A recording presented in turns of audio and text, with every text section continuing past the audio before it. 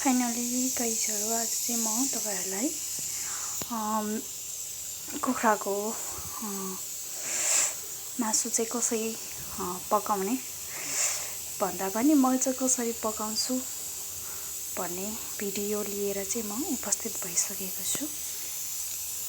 मैले चाहिँ अब यहाँ चाहिँ कराई बसाइसकेको छु अनि कराई बसाइसके अब चाहिँ यसलाई यो अलिअलि यो सफा गरेर ल्याउँदा हल्का पानी छ, पानीहरु सुकेपछि चाहिँ म यसलाई तेल हाल्छु। अब मेरो कराई चाहिँ पुरा सुकेर रेडी भइसक्यो। अब म चाहिँ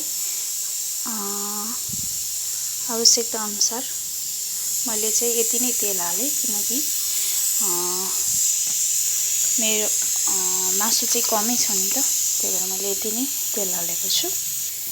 फाइनली तेल चाहिँ तातिसकेको छ। अब म चाहिँ यो खुर्सानी, सुकेको खुर्सानी चाहिँ मलाई एकदमै मन पर्छ, त्यही भएर यो लाउन लागिरहेको छु। अब चाहिँ मजाले खुर्सानी डढिसक्यो। अब मैले चाहिँ यो प्याज काटेको छु, यसलाई म थोरै लाएर भुट्ने छु।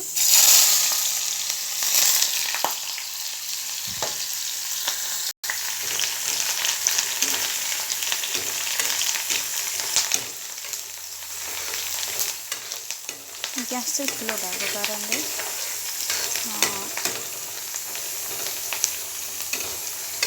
एकदमै छिटो भइरह्यो। मैले ग्यास सानो गराएँ। अब चाहिँ मेरो प्याज चाहिँ रेडी भइसकेको छ।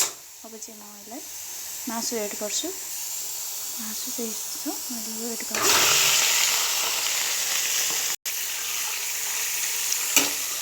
एड गरेपछि अब मजाले चलाउँदैछु राम्रोसँगै।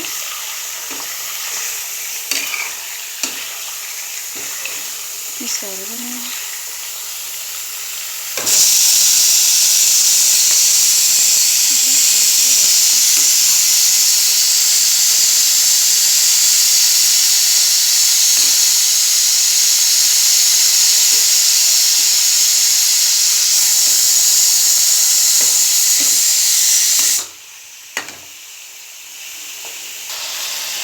मेरो मासुमा चाहिँ पुरै पानी आएर हैन, हामीलाई चाहिँ मैले अलिक धेरै बेर नै फ्राई गर्नुपर्ने हो किनकि यो पानी सुकाउनु पर्ने भएर हो। यसलाई चाहिँ अब अलि धेरै बेर नै फ्राई गर्नुपर्ने हुन्छ, नत्र अलि पुरै पानी आइरहेको छ मासुमा चाहिँ। यसमा चाहिँ म अब बेसार एड गर्छु। मेरो मासु चाहिँ अलि डढेछ, बेसार एड गर्छु म।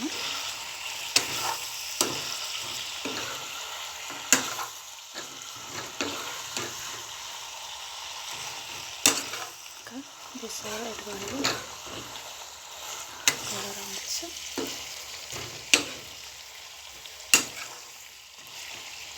डढ्यो थोरै डढ्यो। मैले चाहिँ यो ग्रेभीको लागि टमाटर यसरी सानो सानो पिस गरेर काटेको छु। अब यसलाई एड गर्छु। टमाटर चाहिँ यसरी मासुको भित्र लाउँदा चाहिँ राम्रो हुन्छ, त्यही भएर म चाहिँ यसरी माथि नै लाउँदा हुन्छ, तर म चाहिँ यस्तो दाना मैले चाहिँ लगाएँ टमाटर।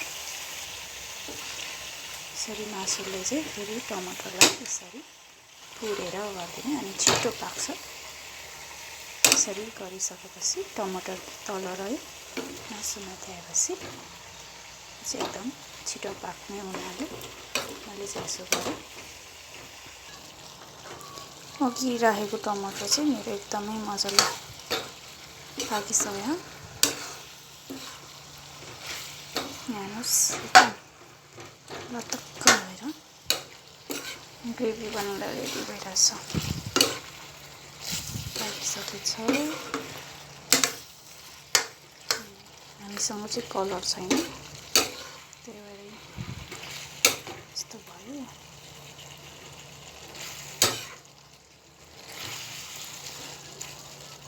अब यसमा मैले नुन लाएँ। नुन चाहिँ आवश्यकता अनुसार लाउनु। नुन चाहिँ मैले यति लाएँ। मिलाएको छु। मिलाएर फेरि चलाउने। अझै रेडी भइसक्यो।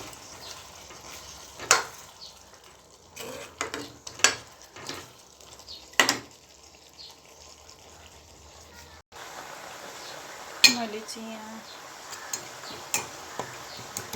खुर्सानी र जिरा धनियाँको पिसेर राखेको छु। अब मसला चाहिँ मेरो यही हुन्छ।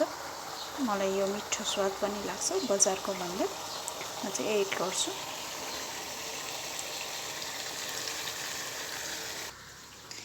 त्यसपछि मैले अब धनियाँ लगाएर यो चाहिँ हरियो धनियाँ हो। यो चाहिँ मैले लाउँछु। अब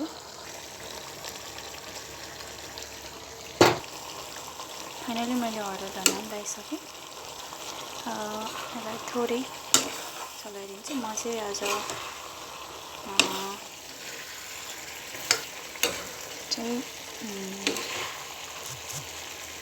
मलाई चाहिँ यस्तै ग्रेभी मनपर्छ। त्यही भएर मैले ग्रेभी नै बनाउने विचार गर्छु। म चाहिँ अब यसमा पानी पनि एड गर्दिनँ, किनकि म जस्तै ग्रेभी नै खानु भनेर यो चाहिँ